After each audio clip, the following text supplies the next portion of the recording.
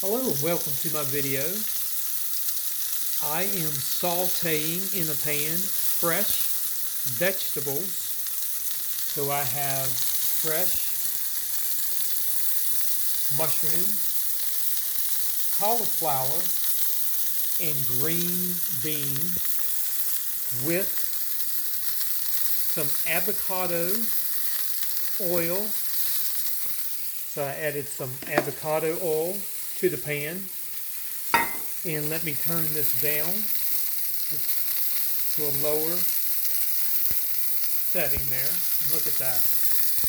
This is going to be delicious. So this is a very healthy meal. Again, fresh vegetables.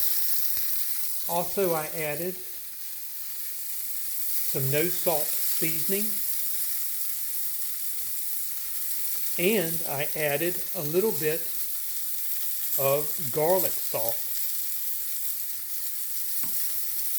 And this is the cauliflower, fresh cauliflower, green beans from Kroger, and mushrooms. And I'm going to cook this for about 15 minutes, and then I'm going to put a lid over top of it and let it cook. And then I'm going to enjoy my dinner. And thanks for watching.